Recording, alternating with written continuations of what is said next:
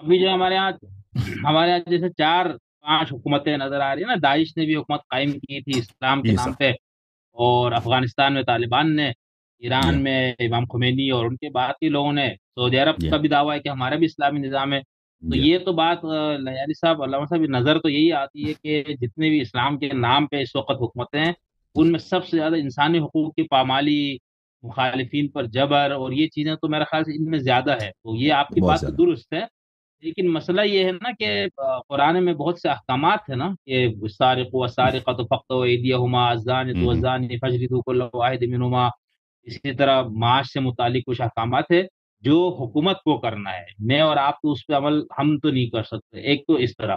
دوسرے کچھ روایات ہیں جیسے تشیع کے ہاں تو بالکل احادیث موجود ہے کہ ائمہ نے کہا کہ وہ ہمارے بعد جو ہمارے فقہا ہے یا جو ہمارے علماء ہے وہ تم پر حاکم ہوں گے، باقاعدہ لفظ حاکم ہے۔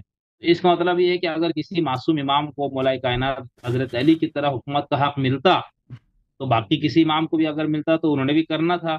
تو اب ہوں. چونکہ ان میں سے کسی کو یہ موقع نہیں ملا، تو اب ان کے نائب کو موقع مل رہا، تو اس میں تو کوئی مسئلے کی بات نہیں ہونی چاہیے نا، وہ احادیث موجود ہے نا، جی. جیسے بہت ساری ہے، میں تو آپ کو اگر آپ کہے تو آپ کے علم میں سب تو حدیث ہے تو ہم کیا آپ خمینی صاحب سے پہلے وہ ملا احمد نراقی تھا نا، ان کو عربی نہیں سمجھ آتی تھی، تو انہوں نے یہ حدیث دیکھا فإنی قد جعلت علیکم حاکما.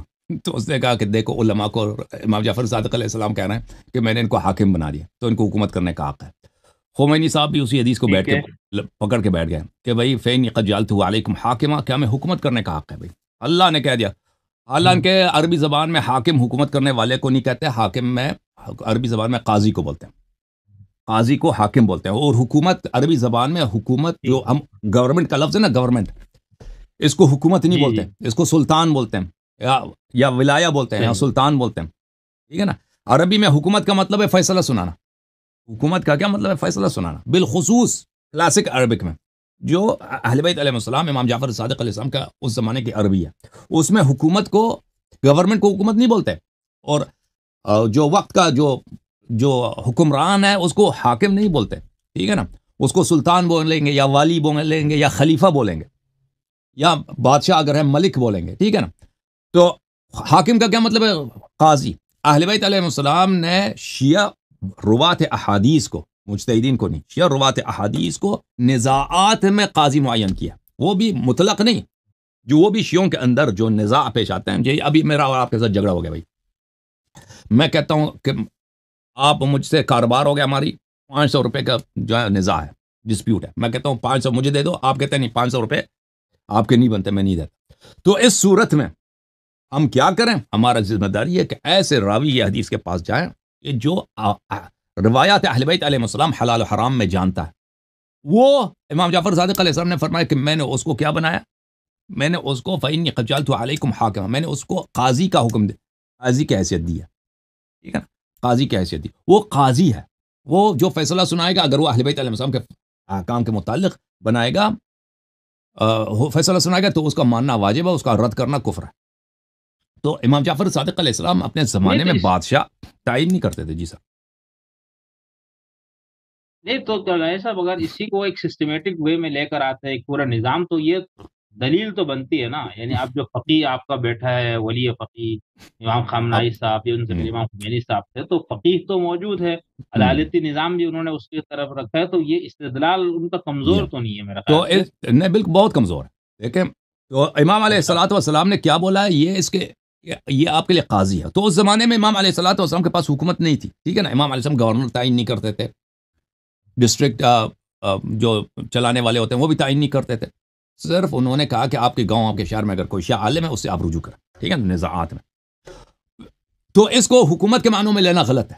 اگر اگر دیکھیں، اور جب ابھی میں آپ کے اس آخری نقطے کی طرف آ جاتا ہوں، جہاں تک آیات قصاص کا تعلق ہے اور آیات حدود کا تعلق ہے، اور ان کا تعلق ہے کہ بھئی چور کا ہاتھ کاٹ دو فلان، اور اس پہ جو شراب پیتا اس پہ کوڑے نہ کریں کریں. پہلی بات ہے، روایت میں یہ ہے، کسی روایت میں نہیں ہے کہ یہ شیعوں پہ واجب ہے.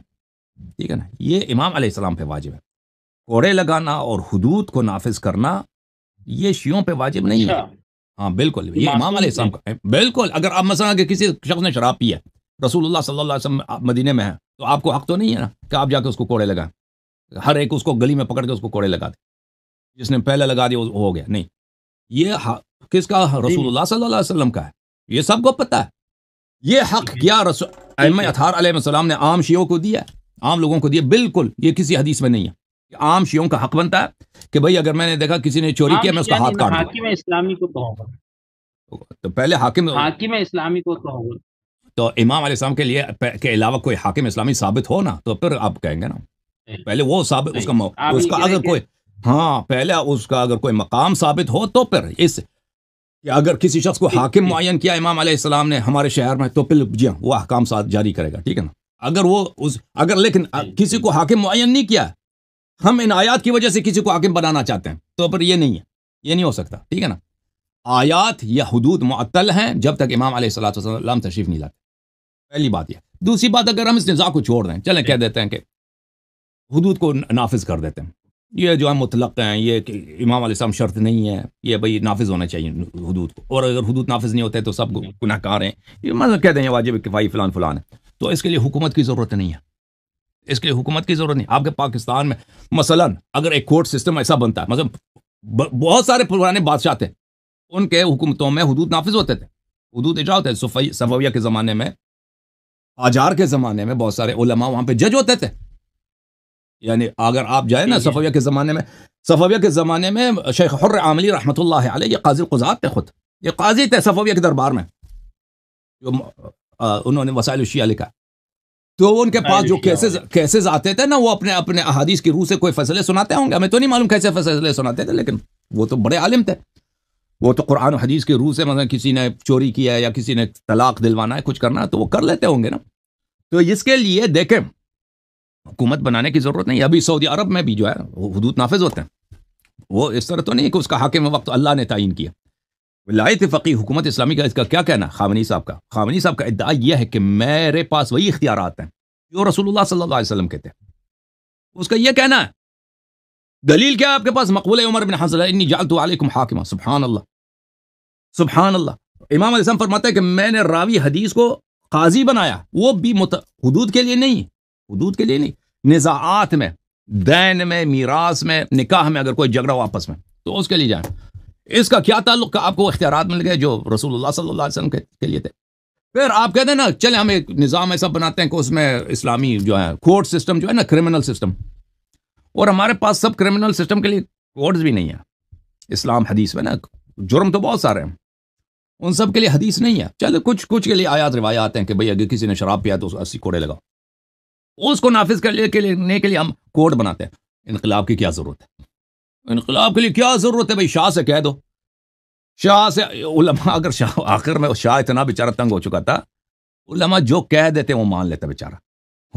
علماء جو کہہ دیتے، وہ آیت اللہ سید صادق روحانی اس زمانے میں بڑے انقلابی تھے. خمینی صاحب کے حیات میں اور شاہ کے انقلاب میں، یعنی نمبر 2 تھے انقلاب میں، نمبر 2 نمبر 3 تھے. بہت ہی یعنی جذباتی قسم کے انقلابی تھے. ان کا میں نے سنا کہ وہ ان کے ایک شاگرد کہہ رہے تھے کہ شاہ کے آخر میں اپنے جو بالکل انقلاب بہت تیزی سے چل رہا تھا تو اس نے پیغام دے دیا کہ شاہ کے دربار سے بہت ہی اہم آدمی آپ سے ملنا چاہتا ہے، شاہ کا پیغام لینا چاہتا ہے، لے کے آ رہا ہے. تو میں نے کہا آ جاؤ. تو کہہ رہا تھا کہ اس وقت کا بڑا آدمی، اب مجھے یاد نہیں ہے، وزیر اعظم تھا شاہ کا، یا مثلا اس کا جو انٹیلیجنس چیف تھا، جو بھی تھا، وہ آیا شاہ کی جانب سے. کہتے ہیں کہ اعلیٰ حضرت فرماتے ہیں کہ میں ملک چھوڑ کے جانے کے لیے تیار ہوں. میں اپنے بیٹے جو میرا ولی عہد ہے، یہ چھوٹا ہے ابھی، جو رضا پہلوی ہے نا، رضا پہلوی جو امریکہ میں رہتا، یہ بھی نوجوانی میں بڑا مذہبی تھا. رضا پہلوی جو تھا نا بہت ہی مذہبی تھا. یہ اب جو ہے بڑا بے دین ہو گیا. یہ انقلاب کے بعد میں نے میموارز میں پڑھے تھے، جو لوگ اس کے والد صاحب گئے تھے نا، شاہ جو گئے تھے میکسیکو گئے تھے، میکسیکو کے بعد مصر گئے تھے، مصر میں ان کا انتقال ہو گیا. شاہ بڑی غربت کی حالت میں شاہ کا انتقال ہو گیا. تو وہ میں نے پڑھا تھا ایک جگہ، وہ ایک آدمی جو ان کے ساتھ تھا، وہ کہتا تھا یہ اتنا مذہبی تھا کہ جو ہی اذان ہوتا تھا نا، یہ رضا پہلوی فوراً کھڑا ہوتا تھا نماز کے لیے، نماز پڑھنے کے لیے.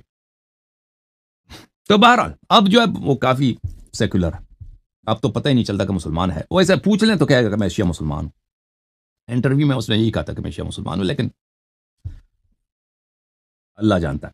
بہرحال تو شاہ نے کہا تھا، اس پیغام میں کہ میں چاہتا ہوں کہ میں چھوڑ کے چلا جاتا ہوں، میرا بیٹا جو ہے یہ ولی عہد ہو، لیکن یہ بھی چھوٹا ہے، جب تک کہ اور شاہ نے یہ بھی کہا تھا کہ میں آپ اس نے کہا تھا کہ آپ مجھے کیوں پیغام دے رہے ہیں؟ صادق روحانی صاحب نے کہا تھا انقلاب کا لیڈر تو خمینی صاحب ہیں، یا مجھ سے سینئر یہاں پہ مراجع موجود ہیں، تو اس نے کہا تھا، شاہ کے آدمی نے کہا تھا کہ ہم خمینی صاحب کو اس لیے پیغام نہیں دے رہے کہ وہ بالکل پاگل ہے، خمینی صاحب اس کو بات سمجھ ہی نہیں آتی، اس سے بات کرنا فضول ہے، وہ پاگل ہو چکا ہے۔ اور آیت اللہ گل پائیگانی صاحب وہ تو بالکل ایک دیہاتی آدمی ہے، ان سے بات کرنا بھی بیکار ہے۔ تو آپ سے کہہ رہے ہیں کیونکہ آپ انقلاب میں آپ بھی آ گئے ہیں اور آپ یہاں پہ کافی آپ سینئر ہیں، تو شاہ کہہ رہے ہیں کہ میں ملک چھوڑ کے چلا جاؤں گا، انقلاب میں بالکل بادشاہت چھوڑ دوں گا، میں ڈکلیئر کروں گا کہ میں نے بادشاہت ابڈیکیٹ کر دی ہے، بادشاہت میں نے ریزائن کر دی، میں بادشاہ نہیں ہوں، میرا بیٹا جو ہے وہ ولی عہد ہو، لیکن وہ چھوٹا ابھی ملک نہیں چلا سکتا، اس کو کچھ وقت کی ضرورت ہے، مثلا 5-10 سال مدت تعین کرتے ہیں، اس وقت تک علماء ملک کو چلائیں، علماء کی کمیٹی بنے، مجتہدین کی کمیٹی، ملک چلائیں گے بھائی، تم لوگ ملک چلا دو، لیکن بادشاہت میرے خاندان سے نہ نکالو، اور جب میرا بیٹا جب بڑا ہوگا تو پھر اس وقت کوئی سلوشن نکال دینا کہ بھائی کس طرح یہ بادشاہ کا کیا رول ہو۔ تو وہ یہ کہتے ہیں میں نے کہا کہ یہ بادشاہ صاحب آپ نے یہ جو تجویز دی ہے بہت دیر سے دی ہے، اب جو ہے لوگ اتنے گرم ہیں انقلاب میں، ان کو روکنا مشکل ہے، یہ تجویز جو آپ دے رہے ہیں نا، آپ بہت دیر سے دے رہے ہیں، اگر آپ اسی تجویز کو 6 مہینے پہلے دے دیتے تو ہو سکتا تھا کہ یہ اس پہ کم، اب جو اس کو روکنا جو ہے اب بہت دیر ہو چکا، اب اس پہ عمل نہیں ہو سکتا۔ تو عرض یہ ہے کہ یہ بہت سارے علماء کا بھی یہی خواہش تھا انقلاب سے پہلے کہ یہ اسلام آیت اللہ شریعت مداری جو بہت سینئر عالم تھے ایران کے، اور خمینی صاحب تقریباً ان کے شاگرد تھے، وہ تقریباً ان کے شاگرد تھے، ان کی جان بچائی، ہاں شریعت مدار نے ان کی جان بچائی تھی، جان بچائی تھی، اور یہ بالکل، اور یہ جو ہوتے ہیں نا شیخ عبد الکریم حائری کے زمانے میں، کیونکہ خمینی صاحب اور محمد رضا گل پائیگانی صاحب اور یہ شریعت مدارس ان سب کا استاد آیت اللہ شیخ عبد الکریم حائری رحمۃ اللہ علیہ، آیت اللہ شیخ عبد الکریم حائری رحمۃ اللہ علیہ جب درس دیتے تھے تو ان کے درس کو دوبارہ، وہ اوسے میں پرانے زمانے میں ہوتا تھا تقریرات کا ایک نظام ہوتا تھا، تقریر وہ کہتے تھے، مقرر اس شخص کو بولتے تھے جو استاد کے درس کو دوبارہ انہی باتوں کو دوبارہ ایکسپلین کرے، دوبارہ لیکچر دے تاکہ طالب علموں کو بہتر سمجھ آئے۔ تو آیت اللہ شریعت مداری صاحب جو ہے وہ شیخ عبد الکریم حائری کے درس کے مقرر تھے، یعنی ان کے تقریر دوبارہ وہ لیکچر دیتے تھے، تو خمینی صاحب ان کے لیکچر میں بیٹھتے تھے، یعنی ان کے ایک طرح سے وہ ان کے شاگرد تھے۔ تو ان کا بھی یہی کہنا تھا کہ اسلام کے پاس کوئی اسلامی حکومت ہے ہی نہیں، کوئی نظام حکومت نہیں ہے ہمارے پاس، اسلام میں قوانین نہیں ہے، کچھ بھی نہیں ہے، ہاں البتہ اسلام کے پرنسپلز ہیں جن کا ہر حکومت کو احترام کرنا چاہیے۔ تو وہ علماء کا ایک بہت بڑا طبقہ تھا، مثلا آیت اللہ خوئی صاحب وغیرہ، یہ لوگ نہیں چاہتے تھے کہ مثلا شاہ کو اڑایا جائے، اور وہ کہتے تھے شاہ جو ایک شیعہ بادشاہ ہے، یہ اگر چلا جائے تو ملک کے ساتھ کیا ہوگا۔ بہرحال وہ تعلقات بھی اچھے تھے، یعنی علماء مراجع کے تعلقات دربار کے ساتھ کافی دوستانہ تعلقات تھے، ہدایہ آتے تھے، اور بہرحال ان کا آپس میں بڑے تعلقات تھے پرانے۔ تو عرض یہ ہے کہ وہ کہتے تھے کہ ہم اصلاحات چاہتے ہیں، شاہ کو اصلاح کرنی چاہیے، بالکل اصلاحات، جو پالیسیز ہیں یہ دین کے خلاف نہیں ہونی چاہیے، ملک میں فحشا نہیں۔ ان کی باتیں بہت حکیمانہ تھی، ان علماء کی باتیں بہت اچھی باتیں کرتے تھے وہ، ٹھیک ہے نا۔ تو اگر اس زمانے میں اس طرح کا کوئی خمینی صاحب چاہتے ہیں نا کہ ملک میں حدود نافذ، اب بھی ایران میں حدود کہاں نافذ ہوتے ہیں؟ اگر آپ سمجھتے ہیں نا کہ ایران میں حدود نافذ ہوتے ہیں، نہیں، کبھی کبھار کسی جگہ پہ کسی کا ہاتھ کاٹ دیا تو کاٹ دیا، واللہ چور کا ہاتھ نہیں کٹتا ایران میں، حدود نافذ نہیں ہوتے، کبھی کبھار کرتے ہیں، اس طرح نہیں ہوتا کہ نہیں ہوتا ہے، کبھی کبھار حدود نافذ ہوتا ہے، لیکن اکثر نافذ نہیں ہوتا حدود اس ایران میں، ٹھیک ہے نا، ہاں بالکل، ان کے کورٹ سسٹم میں حدود اگر کرنا ہی ہوتا نا حدود نافذ، اس کے لیے انقلاب کی ضرورت نہیں ہے، آپ کسی بھی بادشاہ وقت پہ زیادہ دباؤ ڈالیں وہ مان لیں۔ ابھی کینیڈا میں کینیڈا کے بعض صوبوں میں شریعت کے مطابق کورٹ چلتے ہیں، یعنی وہ کرمنل کورٹ نہیں ہے، طلاق نکاح وغیرہ کے چکر میں۔ ابھی ہندوستان میں بھی یہی ہے، ہندوستان میں جو انگریزوں کے زمانے سے آتا آ رہا ہے نا کہ بہت سارے ان کے ہندوستان کے صوبوں میں جو ہے مسلمانوں کا طلاق شریعت کے مطابق ہوتی ہے۔ اب وہاں پہ بہت بڑا کیس ہوا تھا نا کہ 3 طلاق کو 1 طلاق مانیں گے یا نہیں مانیں گے، تو سپریم کورٹ نے جو ہے نا اہل سنت کی مخالفت کی تھی، شیعوں کے حق میں رائے دیا تھا، پچھلے 1-2 سال کی بات ہے. ہوں، تو دیکھیں یہ ہندوؤں کی حکومت میں بھی ہے کہ بھائی مسلمانوں کے لیے ان کے جو اسپیسیفک لاز ہیں، پرسنل لاز ہیں، وہ اسی کو ہم احترام کرتے ہیں نا، وہ ہوتا ہے. جی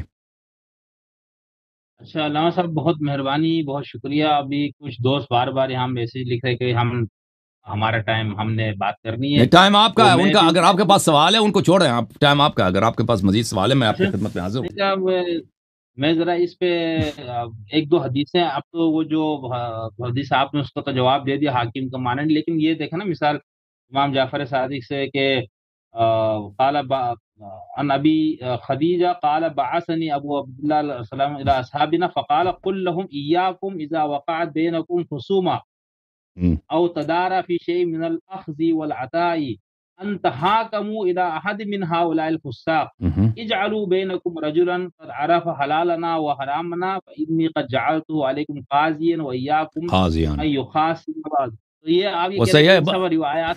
سیاح ابو خدیجہ کے نام سے مشہور ہے نا یہ، کہ میں نے جی ان جی کو جی ہاں کہ آپ جو ہے جو قضات بنی امیہ ہیں یا قضات بنی عباس ہیں ان کے پاس تحاکم کے لیے نہ جائیں، فیصلوں کے لیے ان کے پاس نہ جائیں، اس سے برحذر رہیں. آپ شیعوں کے درمیان اگر کوئی اختلاف پیش آ جائے تو کس کے پاس جائیں؟ شیعہ عالم دین کے پاس. اور ہمیشہ یہ ہوتا رہا بھائی، ہمیشہ شیعوں کا یہی طریقہ کار تھا پرانے زمانے سے کہ اگر شیعوں کے درمیان ایران کے گاؤں میں جائیں، افغانستان کے گاؤں میں جائیں یا آپ کے ہندوستان کے وغیرہ میں اگر شیعوں کے درمیان آپس میں اختلاف، جو مذہبی شیعہ نا وہ حکومت کے پاس نہیں جاتے تھے، وہ عالم ہمارے کے یہاں پاس بھی جاتے ایسے ہیں. ہی ہے. ہاں کہ طلاق میں اگر کوئی جھگڑا ہے، اس طرح نہیں کہ کیس کر دو گورنمنٹ میں جا کے پولیس میں تانے میں جا کے کیس نکالو، وہ جاتے تھے عالم دین کے پاس، اور عالم دین شریعت کے مطابق ان کے درمیان فیصلہ سنا. امام جعفر صادق علیہ السلام اس بات کو بتا رہے ہیں نا، اس کے لیے نہ حکومت کی ضرورت ہے، اور یہ صرف نزاعات کی بات ہے، آپس میں جو نزاع بنتے ہیں نا شیعوں کے، اس کے متعلق ہے کہ شیعوں کو حق نہیں ہے کہ جو بنی امیہ کے قضات ہیں، قاضی ہیں، ان کے پاس جائیں، ان کے دربار میں فیصلے کے لیے جائیں، یا بنی عباس کے دربار میں جائیں. یہ اس کو حکومت اسلامی سے اس کا تعلق ہی نہیں ہے. آپ